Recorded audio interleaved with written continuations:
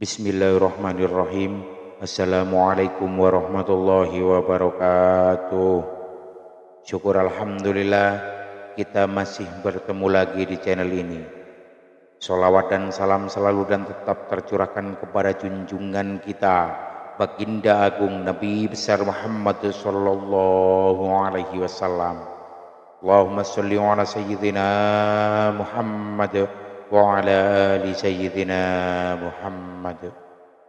Harapan dan doa saya semoga saudaraku semuanya selalu diberikan kesehatan, dilapangkan rezekinya, diampuni segala dosa-dosanya, dan dipanjangkan umurnya. Amin amin ya rabbal alamin.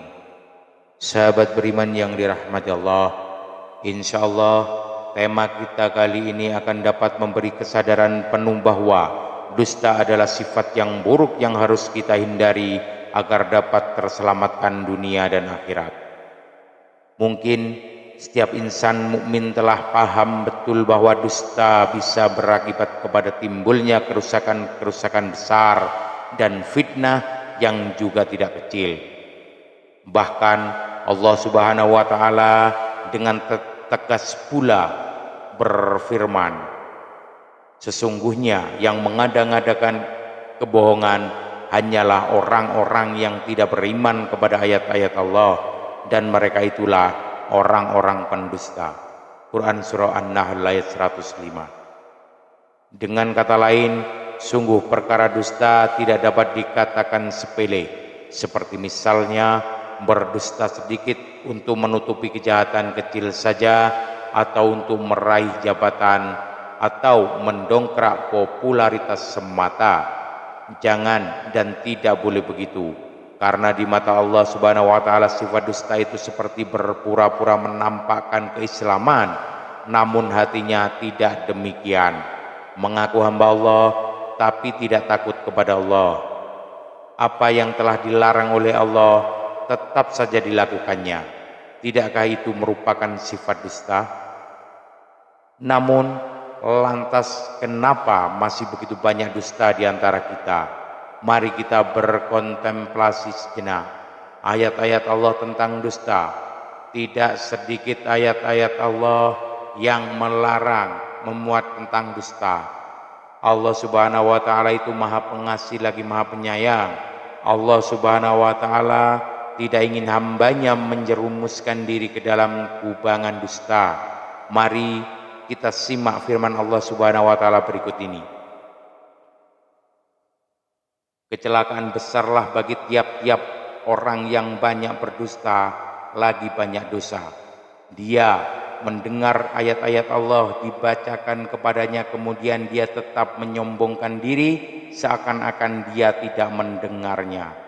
Quran surah Al-Jasiyah ayat 7 dan 8. Berapa banyak umat Islam yang setia belajar ilmu agama, atau mendengar ceramah agama, atau yang rajin mendatangi kajian-kajian. Tapi berapa banyak pula yang dengan entengnya melakukan kedustaan, seolah-olah itu adalah pilihan terbaik untuk mencapai tujuannya. Bukankah Allah Subhanahu wa taala telah memberikan Al-Quran dan As-Sunnah untuk dijadikan panduan hidup dan perkehidupan oleh para hambanya? Dan betapa banyak pula peringatan demi peringatan yang Allah Subhanahu wa taala berikan agar kedustaan tidak dilakukan. Namun tetap saja sifat dusta itu banyak sekali tertampakkan dengan jelas di mana-mana. Bahkan telah jelas pula akibat buruk dari berbuat dusta, seperti yang termaktub dalam ayat-ayat berikut ini. Dan jika kamu Muhammad melihat ketika mereka dihadapkan ke neraka, lalu mereka berkata, kiranya kami dikembalikan ke dunia dan tidak mendustakan ayat-ayat Tuhan kami, serta menjadi orang-orang yang beriman. Tetapi sebenarnya telah nyata bagi mereka kejahatan yang mereka dahulu selalu menyembunyikannya. Sekiranya mereka dikembalikan ke dunia, tentulah mereka kembali kepada apa yang mereka telah dilarang mengerjakannya. dan sesungguhnya mereka itu adalah pendusta belaka. Quran Surah Al-An'am ayat 27 dan 28. Nasihat Rasulullah Sallallahu Alaihi Wasallam tentang dusta. Sudah barang tentu Rasulullah telah banyak berupaya untuk menghindarkan umat Islam dari bahaya sifat dusta.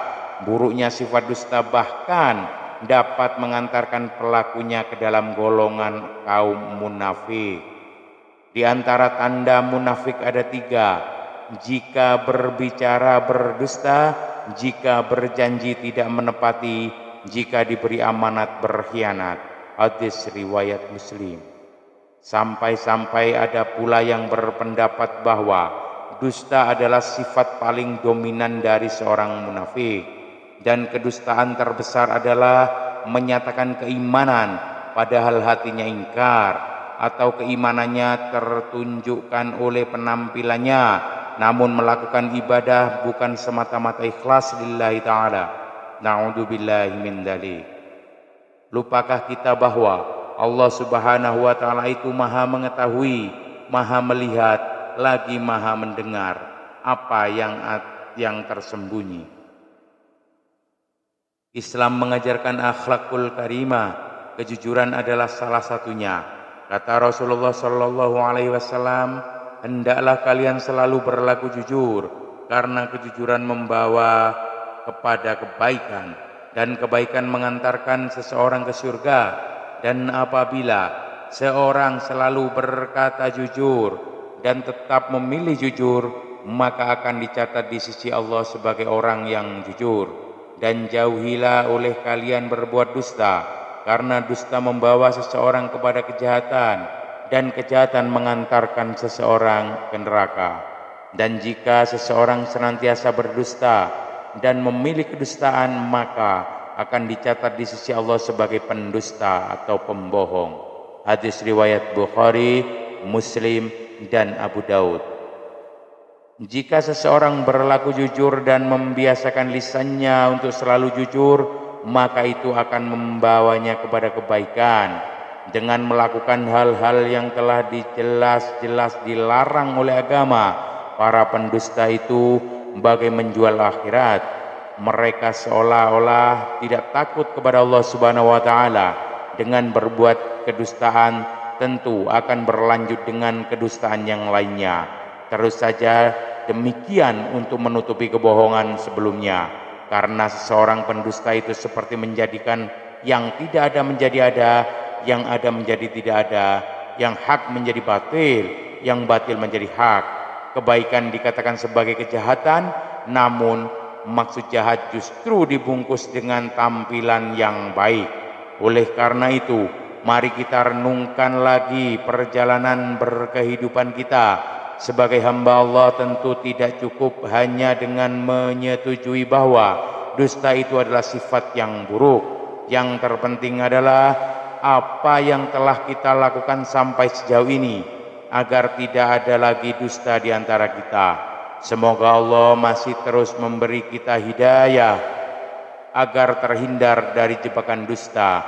Amin, amin ya rabbal alamin. Wallahu a'lam bissawab. Demikian yang dapat saya bagikan, semoga bermanfaat untuk kita semua. Mohon maaf atas segala kekurangan. Usikum wa nafsi bitaqwallah. Assalamualaikum warahmatullahi wabarakatuh.